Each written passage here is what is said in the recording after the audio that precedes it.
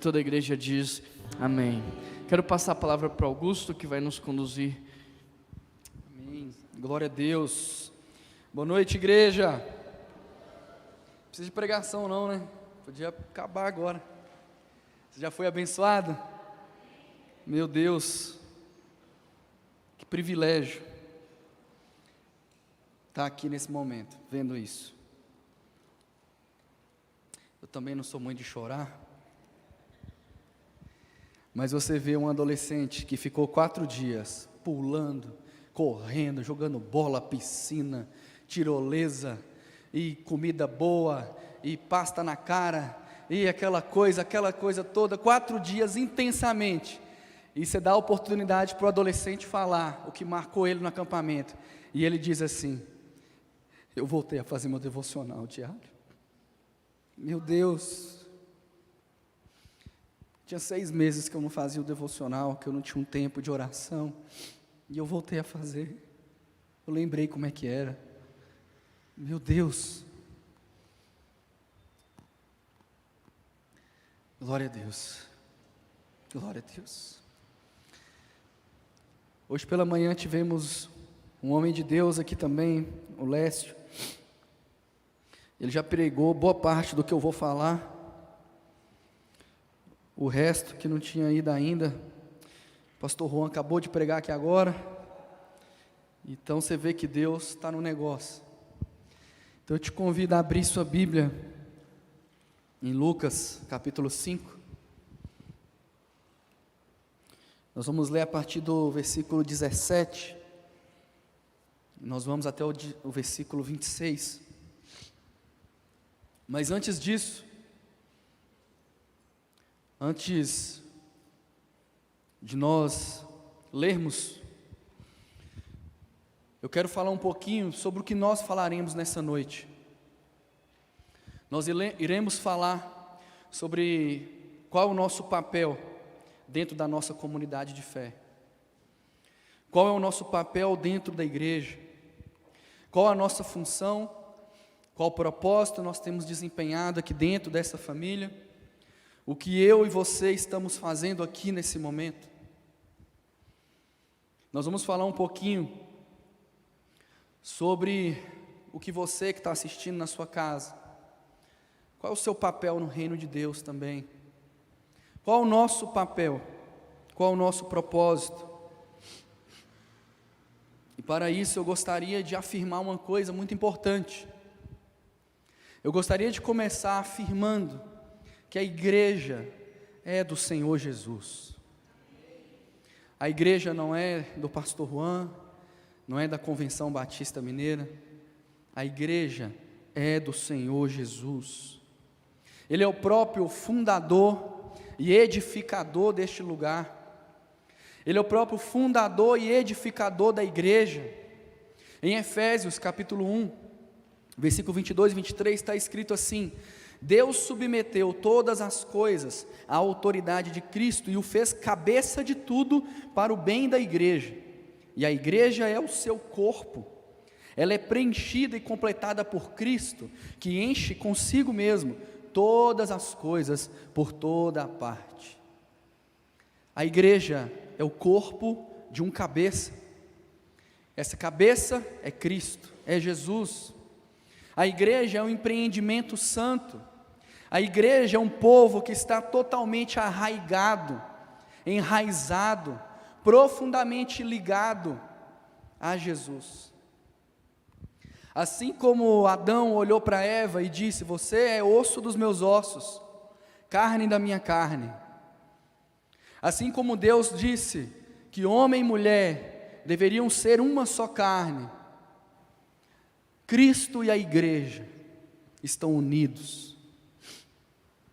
Cristo e a igreja estão ligados completamente. A igreja é de Jesus Cristo. E é por causa disso que nós temos que ter algumas atitudes em relação à igreja. Nós devemos ter alguns entendimentos sobre qual é o nosso papel. Como parte desse povo, qual a postura que eu devo ter? Como parte desse povo, qual o propósito que eu devo cumprir? Mas se você está fora do vínculo desta família, se você está distante da comunhão, ou em palavras claras, se por algum motivo você não faz mais parte de uma igreja, de uma comunidade, eu gostaria de te dizer que é urgente a necessidade de se trilhar o caminho do retorno. Você deve voltar para a casa do Pai. É preciso urgentemente se comprometer com o reino de Deus e não mais consigo mesmo. Se a igreja é do Senhor Jesus, então eu também quero afirmar que é preciso fazer parte de uma igreja. Não existe vida cristã longe desta comunhão. Não existe vida cristã sem este pertencimento, porque não existe carreira solo na vida cristã. É preciso fazer parte, é preciso ser parte, e ser parte é pertencer de fato, ser parte é somar, ser parte é assumir sua responsabilidade, ser parte é participar de forma ativa para o crescimento da igreja. Ser parte é se comprometer por inteiro. Ser parte é ser um filho obediente e não um filho rebelde. A diferença de um filho obediente para um filho rebelde, num contexto de família, é que o filho obediente, ele é aquele que se entrega por inteiro. O filho obediente é aquele que se entrega por inteiro nos projetos da família. Ele assume a sua responsabilidade, ele é também aquele que multiplica o potencial da família. Sabe quando um pai investe tudo aquilo que ele construiu na vida de uns filhos, de um dos seus filhos ou dos seus filhos, para que a partir do momento que eles crescerem, eles possam ir muito além daquilo que os pais foram? Isso é multiplicar o potencial da família, e o filho obediente faz isso. Mas o filho rebelde, ele é aquele que se tranca dentro do quarto, ele não se relaciona. O filho rebelde é aquele que não se compromete com as atividades da casa, não ajuda a lavar vasilha, não ajuda a lavar a garagem. O filho rebelde, ele é aquele que não auxilia com o desenvolvimento da família, ele não se compromete com as empresas da família, ou com o desenvolvimento financeiro da família, contribuindo para economizar, ou contribuindo mesmo, botando a mão na carteira e colocando lá na mesa, falando assim, ó, essa conta aqui é minha. O filho rebelde não faz isso. O filho rebelde é aquele que pensa que todo mundo deve a ele alguma coisa, simplesmente porque ele nasceu, ele não pediu para nascer. Todo mundo deve a ele, e ele fica ali sentado, esperando comida na mão, as roupas passadas, o dinheiro do pai na mão. O filho rebelde, ele não soma, ele só subtrai. O filho rebelde também é aquele que abandona a família, ele sai de casa, ele gera dor e sofrimento naqueles que o amam. Você tem sido um filho rebelde ou um filho obediente na casa de Deus? Nessa família, nessa casa. Ou melhor, você tem feito parte de verdade de uma família de Deus? De uma família espiritual? A família, a igreja, é a família do Senhor Jesus. E é sobre o nosso papel nessa comunhão que nós falaremos nessa noite. Por isso eu te convido a ler comigo esse texto, Lucas capítulo 5, a partir do versículo 17, e permaneça com sua Bíblia aberta, para que você vá acompanhando. Está escrito assim: e aconteceu que num daqueles dias, Jesus estava ensinando, e achavam-se ali sentados fariseus e mestres da lei, vindos de todas as aldeias da Galileia, da Judeia e de Jerusalém, e o poder do Senhor estava com ele para curar. Vieram então alguns homens trazendo um paralítico, deitado num leito. Eles procuravam levá-lo para dentro e colocá-lo diante de Jesus.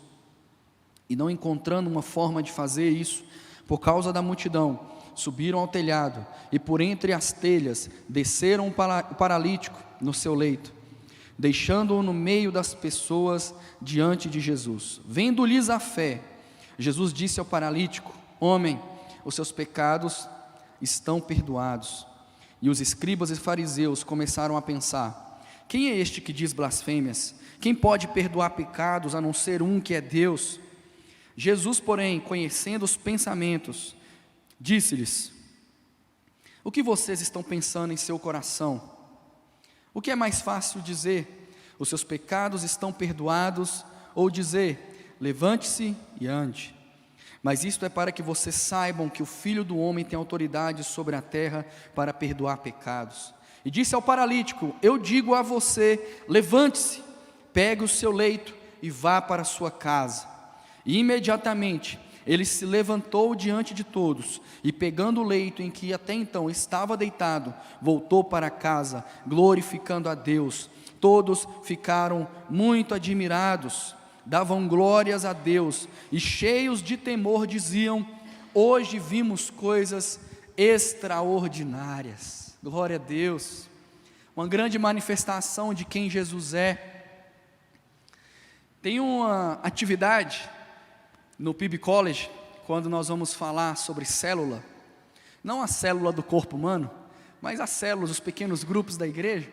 Eu aprendi essa atividade com a Keila, esposa do pastor Juan, e eu vou denunciar agora, né? Quem não fez, perdeu agora. Consiste o seguinte: cada um com papel e uma caneta, e eu falo: vocês têm 1 minuto para desenhar uma igreja. E aí todo mundo desenha, bonitinho. A Taimara, expert no desenho, fez um desenho muito bonito enquanto foi ela. Depois eu falo assim: vocês têm mais 1 minuto, agora desenhem uma célula. E a galera vai lá e desenha a célula. E depois, quando nós vamos olhar os desenhos e conversar um pouco sobre os desenhos, é muito interessante, porque praticamente todo mundo, ao desenhar a igreja, desenha uma casinha com uma cruzinha em cima. Ao desenhar uma célula, desenha um grupo de pessoas de mãos dadas. E esse exemplo é muito importante. Isso revela algo muito importante da nossa forma de entender a igreja. Esse pequeno exemplo revela o que muitas vezes é a nossa compreensão do que é a igreja, o que influencia diretamente na nossa concepção do que é estar em comunhão.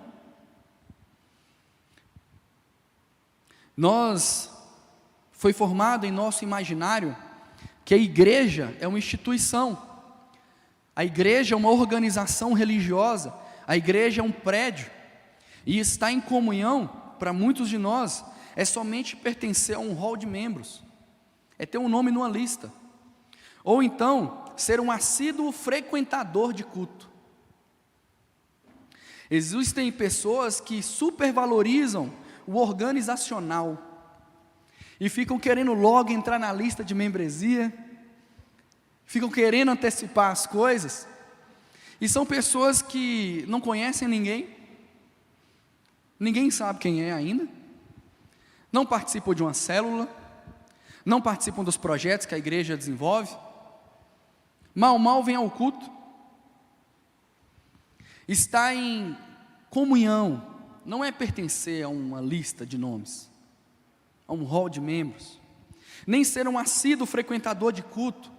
Estar em comunhão verdadeiramente é o que está escrito em Atos 2:44, quando vai dizer dos primeiros discípulos, e lá está escrito assim: todos que criam mantinham-se unidos e tinham tudo em comum.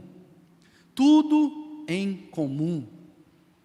Comunhão é ter toda uma vida em comum, é viver em unidade de pensamento, é ter um só coração. Comunhão é você compartilhar a sua vida.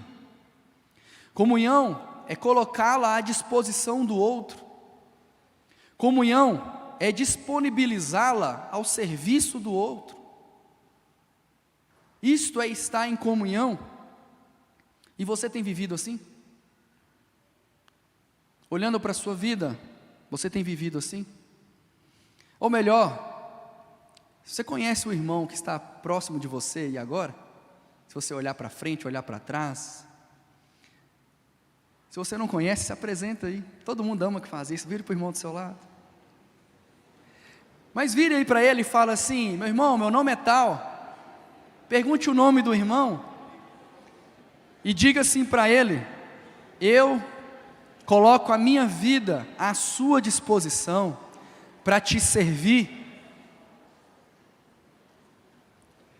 No texto que nós lemos aqui de Lucas 5, há para mim uma representação muito característica do que é as nossas igrejas hoje, do que são as nossas igrejas.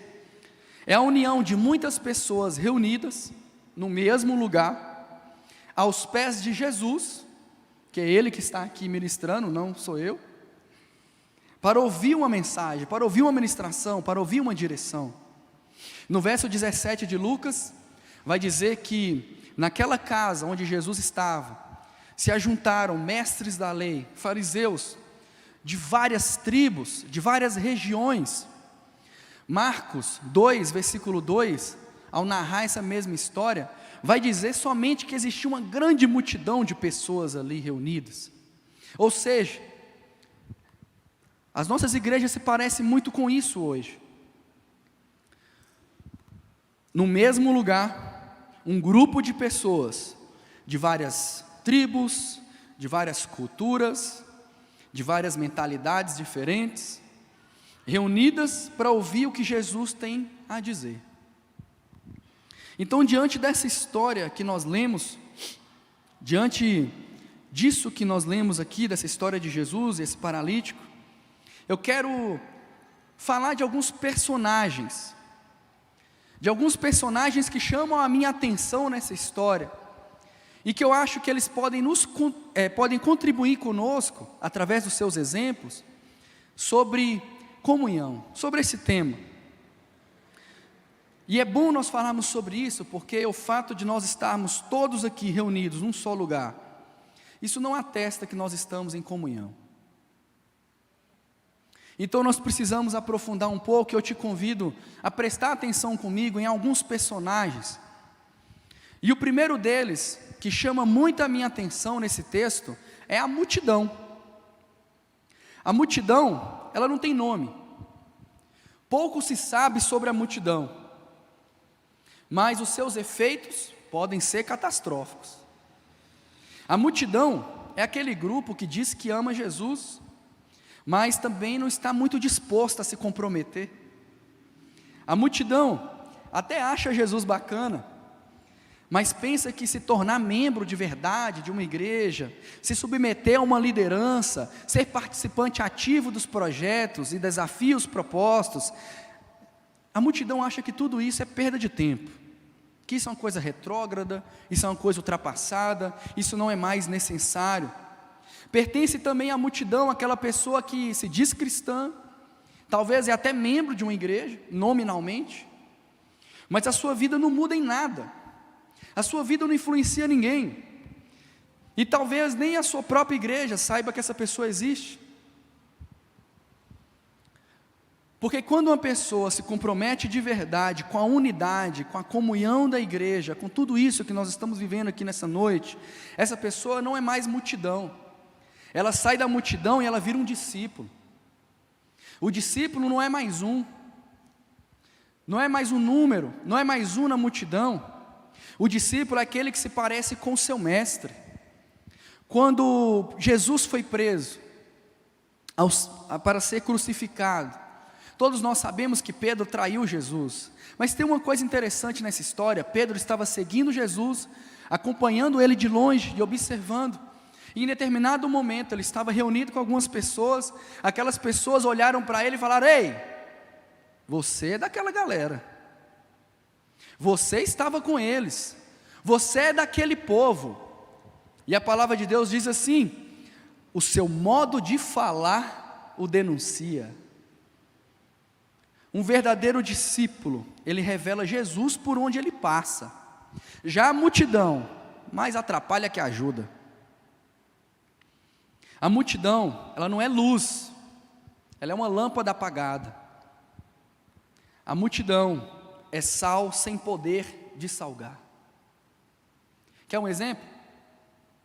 Segundo o IBGE, no Brasil, nós somos 42 milhões de evangélicos. Esse censo é de 2010, não existe um outro levantamento. 42 milhões de evangélicos. De lá para cá, isso deve ter aumentado muito. Agora eu quero que você pense ou imagine, se fossem 42 milhões de discípulos de Jesus, comprometidos.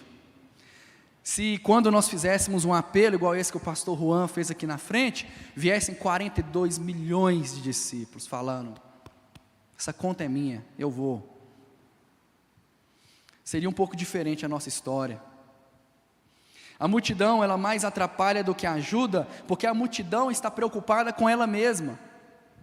O texto que nós lemos diz que quando o paralítico chegou ali, levado por algumas pessoas, ele não conseguiu receber o auxílio de Jesus de imediato. Ele não conseguiu entrar na casa, porque a multidão não deixou. A multidão estava tão afoita, tão eufórica, que não viu que tinha alguém precisando mais. A multidão, ela bloqueia a entrada de novas pessoas na casa.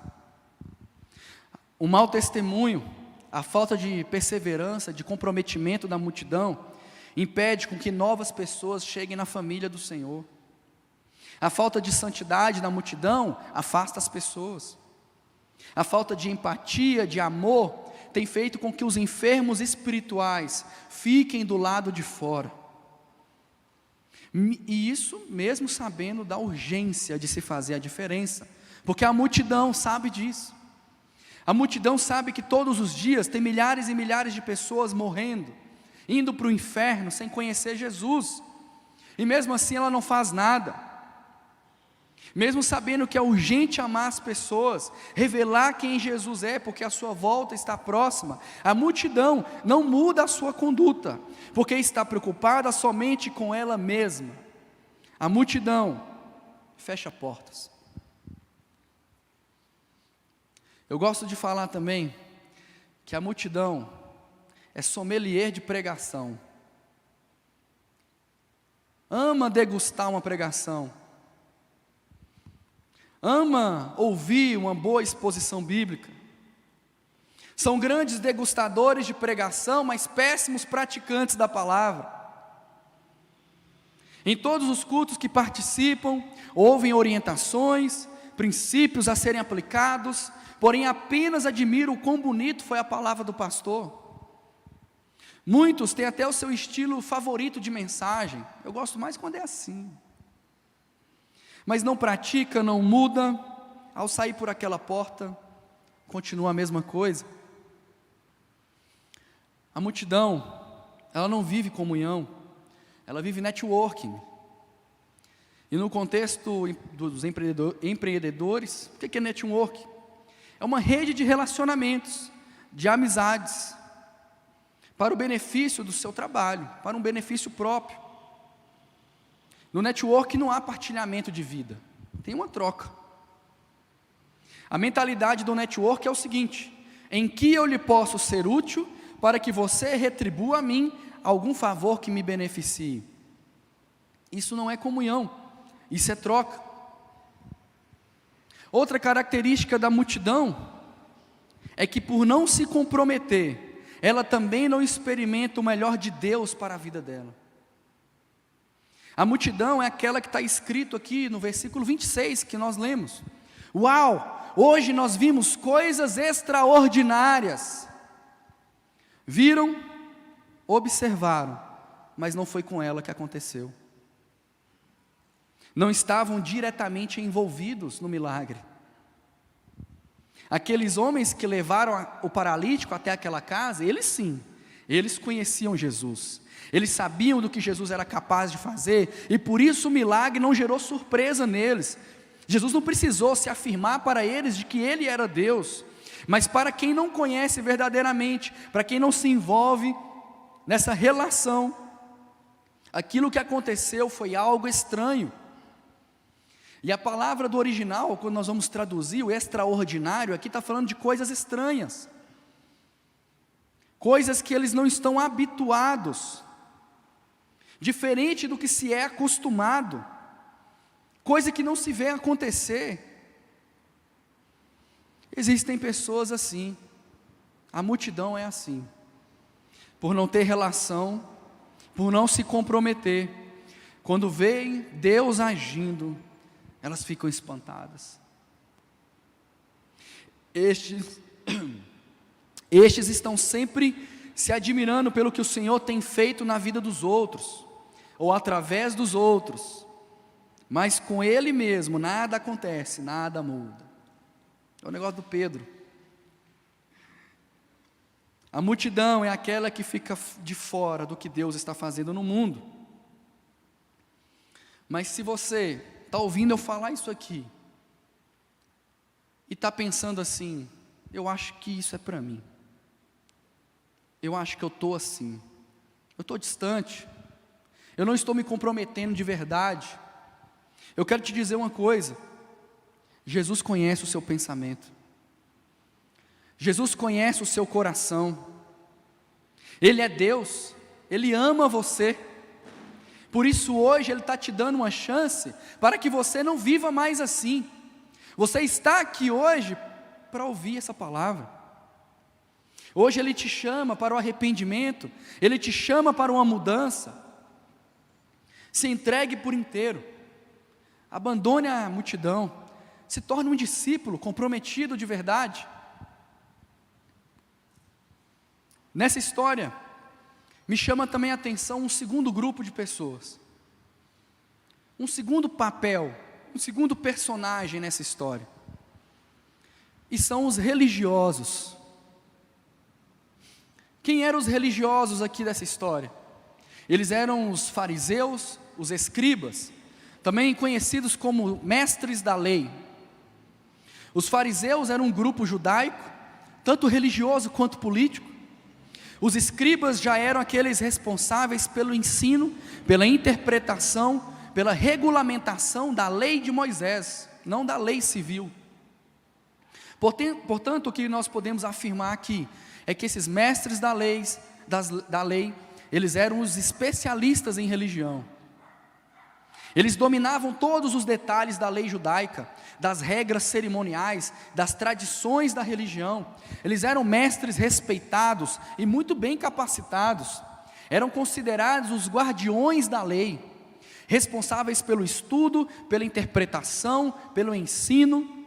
Eles exerciam uma grande influência e liderança sobre aquela sociedade. E olhando por essa ótica, talvez você pense assim, tá, qual que é o problema então? Até então, está tudo ok. Na verdade, parece até muito bom. O erro grave destes homens é que eles estavam cegos espiritualmente. Eles conheciam a palavra, mas a interpretação teológica pessoal, a tradição deles, era muito mais importante do que os mandamentos do Senhor. No livro de Marcos, no capítulo 7, nós temos inclusive um diálogo entre Jesus e uns fariseus, dentro desse sentido. Eles haviam sido enviados de Jerusalém, para onde Jesus estava, para fiscalizar Jesus e os seus discípulos. E ao observar que aqueles discípulos não lavavam as mãos antes da refeição, eles começaram a questionar Jesus.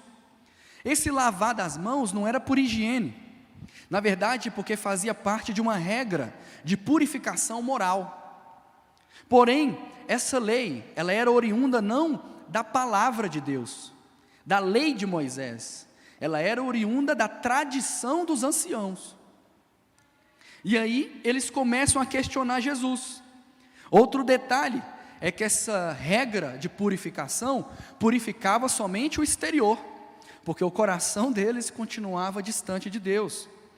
E ao ser questionado, Jesus então responde aos fariseus, nos versículos de 6 a 9, assim: bem profetizou Isaías a respeito de vocês, hipócritas, como está escrito: este povo me honra com os seus lábios, mas o seu coração está longe de mim, e em vão me adoram, ensinando doutrinas que são preceitos humanos, rejeitando o mandamento de Deus. vocês guardam a tradição humana. E disse-lhes ainda: vocês sempre encontram uma maneira de rejeitar o mandamento de Deus para guardarem a própria tradição. Que definição melhor para um religioso, senão alguém que rejeita o que o Senhor Jesus está fazendo para se dedicar às suas próprias concepções e tradições. Para estes fariseus, para esses mestres da lei, importava mais o que eles entendiam como certo do que o próprio Jesus falava e fazia. Eles estavam tão cegos em seu entendimento que não conheciam reconhecer que Jesus era o Filho de Deus. E é este o problema de Lucas 5. Por isso que eles acusam Jesus de blasfêmia. Muitas vezes, em nossas igrejas, nós também encontramos irmãos assim.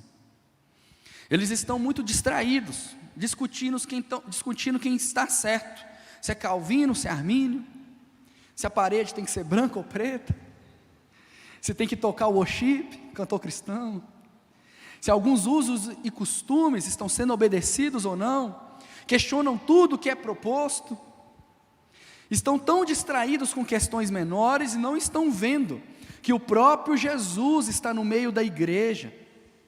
Não conseguem muitas vezes enxergar qual a direção que Jesus está dando para a igreja.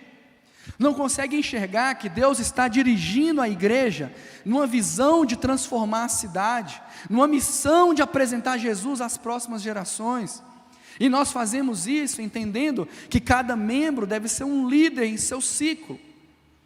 Cada líder tem que ser uma influência em seu contexto social. E é por isso que nós trabalhamos com as células. Muita gente está muito cega e não consegue enxergar o que Deus está fazendo. Cegueira que impede com que essas pessoas possam ver o que Jesus está fazendo na nossa família espiritual. Estes especialistas da religião de Lucas 5, eles também não estavam ali porque eles queriam que Jesus transformasse o seu coração. Eles não estavam ali porque estavam abertos e estavam dispostos a reconhecer que eram pecadores e precisavam do perdão, ou porque precisavam de um milagre, de uma ação de Jesus em suas vidas. Na verdade, eles estavam ali para vigiar e analisar as palavras de Jesus, a fim de condená-lo. Eles estavam à espera de um possível deslize de Jesus, para o acusar e o desmoralizar diante daquele povo. O texto não fala por quanto tempo aquele culto estava acontecendo. Mas fala que no primeiro momento que eles entenderam que o preletor havia errado ou gaguejado, seus radares de fiscalização apitaram e os seus corações revelaram o que eles pensavam. Eles estavam corretos em pensar que somente Deus podia perdoar os pecados, mas estavam totalmente cegos para verem que o próprio Deus estava manifestado na frente deles. Estavam muito cegos para ver na sua frente o que Deus estava fazendo. Hoje nós vimos um pouco do que Deus está fazendo. Você conseguiu ver? Você conseguiu visualizar o que Deus está fazendo? Sobre essa questão dos religiosos, eu me arrependo muito disso. Já me retratei, por isso que eu posso falar, mas eu já fui assim. Eu já fui esse tipo de pessoa, em um tempo distante. Eu já me comportei como um belo de um hipócrita. Nos cultos que eu participava, eu tecia muitas críticas sobre tudo. Eu acho que eu criticava até o boa noite do início do culto. Eu criticava, tinha uma opinião a respeito de tudo, achava que a igreja tinha perdido o seu propósito, que não passava de um clube social, achava que uma nova reforma protestante era necessária, pois não existia quase nada de bom na igreja brasileira mais. Isso é verdade. Sara não concorda, ela lembra. Mas e como estava a minha vida? Como eu estava? Eu vivia sem propósito, eu estava extremamente perdido na minha vida profissional, eu estava totalmente estagnado, paralisado, eu estava emocionalmente destruído, eu estava espiritualmente vazio, eu estava cheio de pecado, cheio de arrogância, cheio de insubmissão, cheio de desonra, cheio de ingratidão. Eu falava de todo mundo, eu criticava todo mundo, mas eu não olhava para a vida miserável que eu estava levando. Eu criticava líderes dizendo que eles viviam uma frieza espiritual, que a instituição os havia corrompido, que eles eram uns grandes religiosos, mas não olhava para a minha hipocrisia, não conseguia perceber que o religioso era eu. A igreja do Senhor, ela é inabalável. As portas do inferno não prevalecem, porque ela está atacando. A igreja estava avançando. Quem estava ficando para trás era eu. E eu não conseguia enxergar. Se fosse eu em Marcos 7, Jesus olharia para mim e diria: Augusto, deixa de hipocrisia. Augusto, abandone a sua arrogância, abandone a sua prepotência, olhe para os seus pecados, veja o quanto você está longe de mim, veja o quanto você está enchendo a sua cabeça de filosofia humana, olhe para os seus pecados e o quanto eles os estão afastando de mim. Olhe para você, seu hipócrita. Eu passava horas e horas na internet, ouvindo pessoas, me alimentando de pessoas que hoje eu reconheço, que estavam prestando um desserviço ao reino de Deus. Se você se encontra assim, como eu já fui um dia, se você possui listas e listas de críticas à igreja, eu tenho algo para te dizer nessa noite. Jesus conhece o seu pensamento, Ele conhece o seu coração, Ele é Deus, Ele ama você, por isso hoje Ele te dá uma chance de não viver mais assim. Hoje Ele te chama para um arrependimento, para uma mudança. Se entregue por inteiro, abandone a cegueira do auto-engano, abandone a sua autojustiça, abandone a sua arrogância, a sua prepotência, se submeta ao que o Senhor está fazendo na igreja, se submeta ao que o Senhor está fazendo na PIB-BH, se entregue, não resista. Ele quer transformar o seu coração, assim como Ele me transformou. Ele quer curar o seu coração, assim como Ele me curou. Não importa o que os homens fizeram com você, não importa o que você mesmo fez com você, se submeta agora, se torne um filho obediente e participante do que o Senhor está fazendo na igreja, e assim, receba cura em nome de Jesus.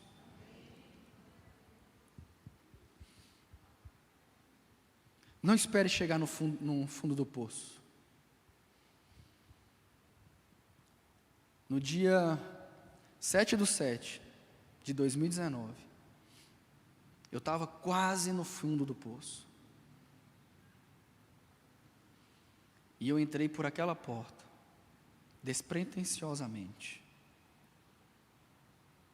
E eu estou aqui agora.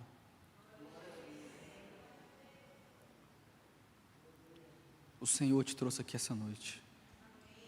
Ele quer curar seu coração. Ele ama você. Ele te quer de volta. É por isso que você está aqui nessa noite. Um terceiro grupo que eu gostaria de citar, um terceiro papel, um terceiro personagem que chama a minha atenção nessa história. Nós já falamos da multidão, nós já falamos dos religiosos, fugiu aqui. Já falamos dos religiosos. Agora eu quero falar dos servos. E este para mim é o grupo, é o personagem que retrata o que é viver comunhão, o que é viver em comunidade, o que é viver em uma igreja, o que é fazer parte deste reino. Eu quero falar sobre aqueles homens que levaram aquele paralítico até Jesus. No verso 20 está escrito assim: vendo-lhes a fé, Jesus disse ao paralítico: homem, os seus pecados estão perdoados. Imagina a cena, os servos lá em cima, o paralítico na frente de Jesus, e Jesus faz o seguinte: vendo-lhes a fé, ele virou para o paralítico e disse: homem, os seus pecados estão perdoados. Jesus, ao olhar para a fé daqueles 4 servos, perdoa e cura aquele paralítico. Sobre essa demonstração de fé, tem um comentarista que chama Champlin, e ele diz o seguinte, que esta era uma expressão de fé pessoal. Não é a fé uma crença, é a fé pessoal de cada um. Isso significa outorgar ou conceder a sua própria vida aos cuidados de Jesus. Isso significa que quem diz que tem essa fé é quem crê em Jesus como seu único suficiente Salvador, é quem crê também que Ele é o seu Senhor, é quem se entrega por inteiro para que Jesus governe. Agora pense comigo, você acha que você, entregando a sua vida para Jesus, Ele sendo o seu Senhor, seu Salvador, Ele vai te tornar um frequentador de culto? Para você, durante toda uma semana, vir aqui e passar 2 horas aqui dentro somente? Você acha que é isso que Jesus vai fazer na sua vida? Mas é claro que não. Ele vai te dar um propósito, Ele vai te dar uma missão, Ele te dará o grande privilégio de fazer parte do que Ele está fazendo nesse mundo. A fé destes homens é a mesma fé descrita lá em Hebreus 11, onde diz que Noé, Abraão, Moisés e outros dedicaram a sua vida a uma obra, a uma missão, e hoje são reconhecidos por tamanha fé e dedicação. Nós aprendemos aqui na nossa igreja que fé não é acreditar, não é depositar um crédito, colocar um crédito em Jesus, mas fé é conhecer. E nós podemos afirmar, aqueles 4 homens que levaram aquele paralítico, eles conheciam a Jesus, porque é impossível você conhecer Jesus verdadeiramente e permanecer do mesmo jeito. Não dá para dizer que você teve um encontro verdadeiro com Jesus, se esse encontro não te tornou um discípulo, um pescador de homens. Quem conhece Jesus sabe que somente Ele tem as palavras da vida eterna, somente Ele tem a resposta, somente Ele tem a água que mata a nossa sede, o pão que nos alimenta plenamente, e é por isso que quem o conhece, deseja que todo mundo também o conheça, deseja e trabalha para que os seus amigos sejam tocados assim como Ele também foi, deseja e trabalha para que a sua família também seja restaurada como Ele foi. A missão da vida de quem conheceu Jesus é apresentar esta resposta para todos aqueles que estão perguntando lá fora, para todos aqueles que estão sem esperança. Sabe por quê? Porque a fé de um servo é útil para a salvação do perdido. E talvez você me pergunte o seguinte: Augusto, o que isso tem a ver com comunhão? Tem tudo a ver, meu querido, tem tudo a ver, porque se eu tenho essa fé, eu não mais me oponho, eu me disponho a servir os meus irmãos através dos ministérios da igreja, eu me disponho a participar dos cursos de crescimento da igreja, Eu me disponho a me tornar um líder de célula. Eu me disponho a abrir uma casa de paz. Eu me disponho a ter uma vida de santidade e ser um exemplo na sociedade. Eu me disponho a não somente ser um membro nominal, mas a pertencer de fato a esta família, colocando toda a minha vida à disposição. Eu me disponho a não mais caminhar sozinho. Eu me disponho a fazer parte dessa família. Eu me disponho também a ser cuidado por essa família. Eu me disponho a abrir o meu coração e permitir que Deus use os meus irmãos como um instrumento de cura na minha vida. Eu me disponho a ser ajudado, amparado. Se eu tenho essa fé, eu me disponho.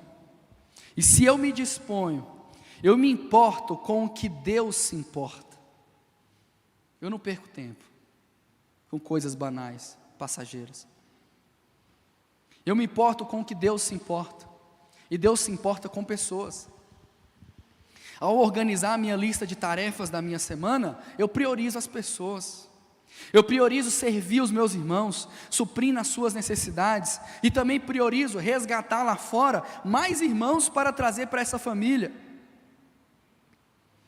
Se eu me disponho, eu não só me importo, mas eu me empenho e me esforço pelo que o Senhor ama, e o Senhor ama pessoas. Nós não sabemos como iniciou essa história desses servos que carregaram esse paralítico, mas o que nós sabemos é que eles o carregaram por um tempo, pode ter sido um bom tempo, carregando aquele paralítico.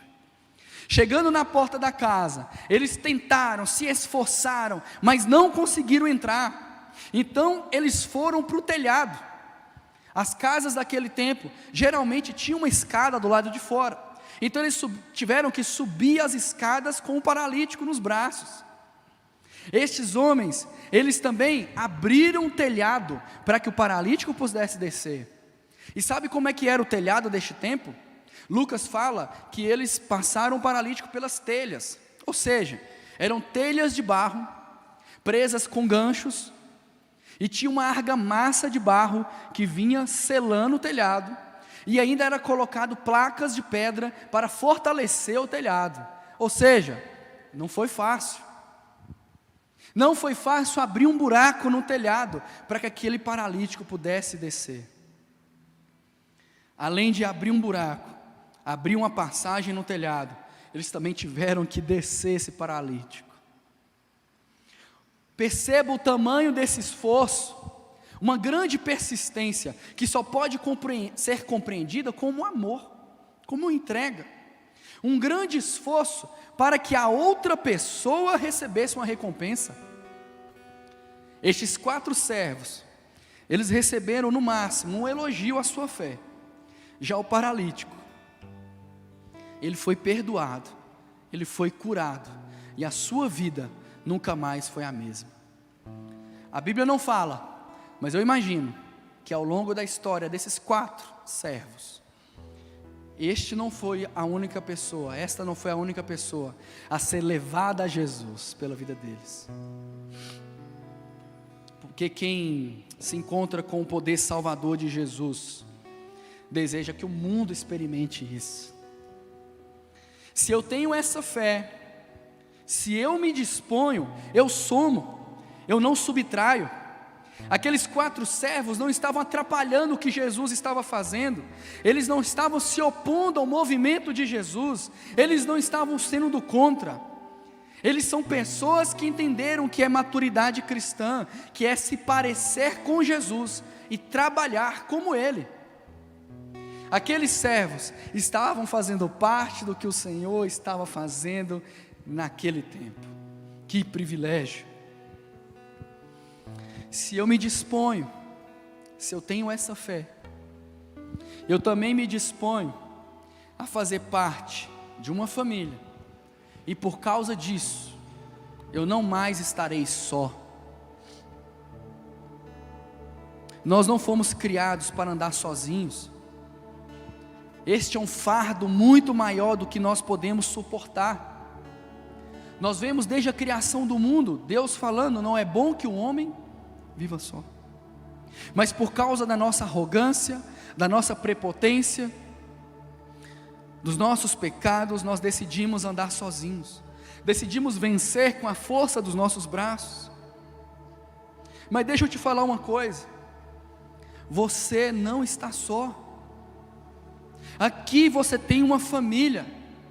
Você não precisa lutar sozinho. Você não precisa passar por essa vida sozinho. Você não precisa passar pelo que você está passando sozinho.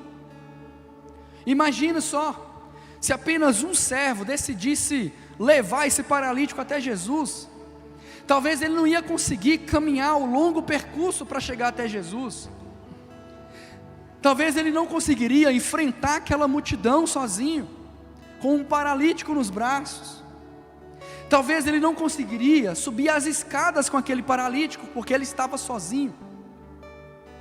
Talvez ele não conseguiria abrir aquele telhado, porque ele estava sozinho. Talvez ele também não conseguiria descer aquele paralítico, porque ele estava sozinho. Existem grandes coisas que Deus quer fazer na sua vida. Existem coisas maravilhosas que Deus quer fazer através da sua vida. Mas não dá para fazer sozinho. Não dá para fazer sozinho. Talvez você me diga: Augusto, você não sabe pelo que eu passei. Eu não consigo confiar em ninguém. E eu entendo, eu respeito. E eu também não estou te prometendo um mundo sem defeitos. Porque aqui em nossa família nós erramos às vezes uns com os outros. Nós falhamos uns com os outros. Nós machucamos uns com os outros. E isso não só pode acontecer, como irá acontecer. Porque aqui todo mundo é gente. Nós somos pessoas. Nós somos falhos.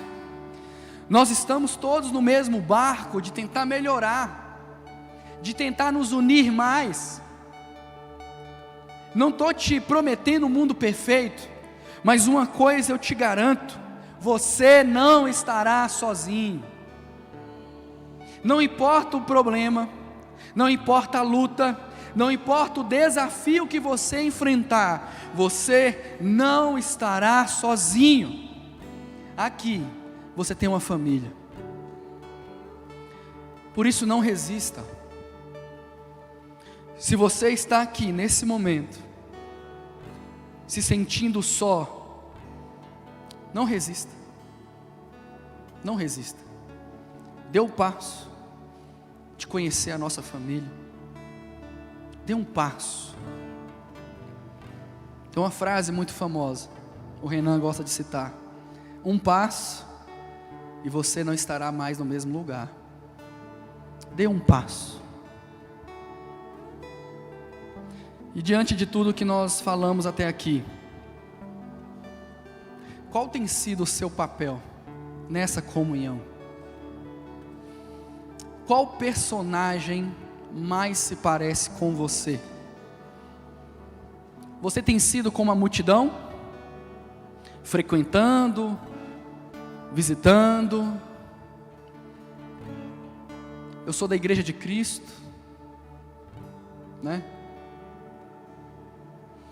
Ou talvez você tenha até um nome numa lista, é membro, nominal, mas não quer se comprometer?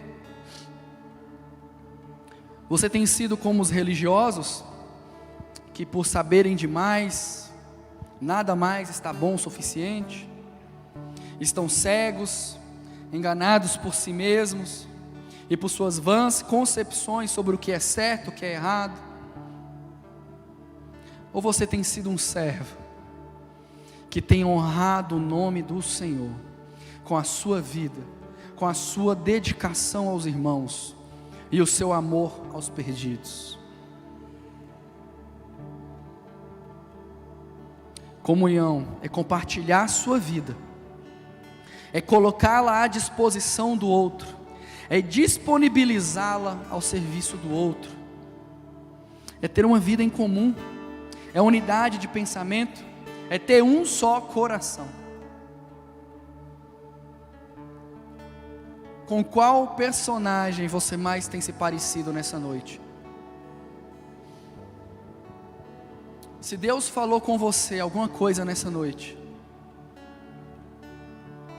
primeiramente, é porque Ele te ama, Ele conhece o seu pensamento, Ele conhece a sua história, Ele conhece o seu coração, Ele te ama. O Senhor não repreende quem Ele não ama. Em segundo, se Deus falou com você alguma coisa, é porque o desejo do coração dEle é que você tome uma decisão nessa noite. Qual decisão você vai tomar? Qual decisão você vai tomar essa noite? Te convido a ficar de pé.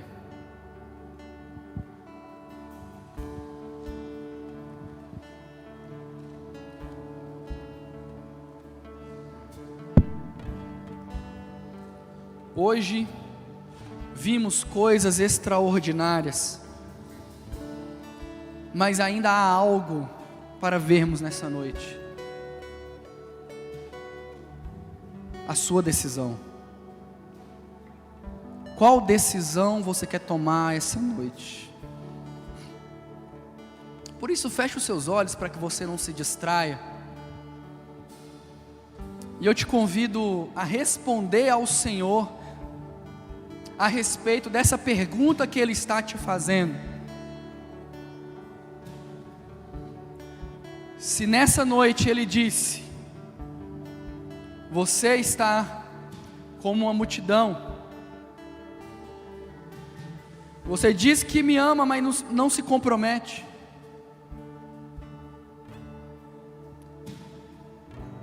Você diz que me ama, mas não ama os seus irmãos.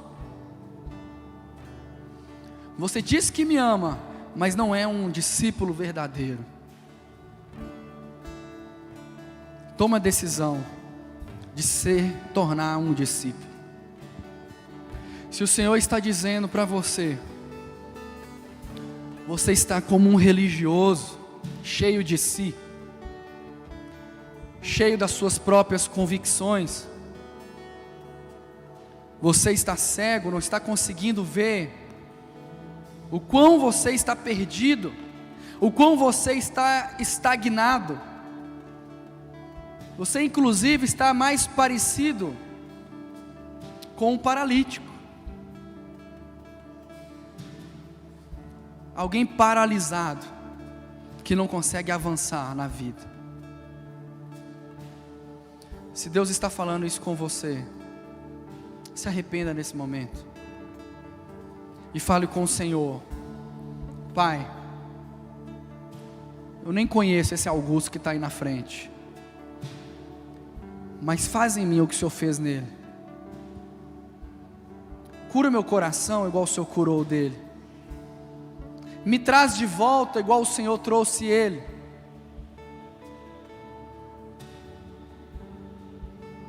Se você tem sido um servo bom e fiel, renove os seus votos com o Senhor nessa noite. Mas não saia daqui sem tomar uma decisão, sem falar com o Senhor, sem dar uma resposta para o Senhor. Ele te ama e Ele te trouxe aqui nessa noite. Pai, nós nos colocamos diante do Senhor, porque confiamos em Ti. Eu sei, Pai, o que o Senhor pode fazer. Assim como aqueles 4 servos sabiam, eu também sei que aquele que se entrega, aquele que se integra, aquele que pertence de fato a uma família espiritual, este terá a sua vida transformada. Eu sei, Pai, eu conheço. Por isso eu peço que o Senhor faça isso nessa noite. Por favor, convença os nossos corações do pecado, do juízo. Convença os nossos corações. Convença os nossos corações. E que nós diminuamos para que o Senhor cresça em nós.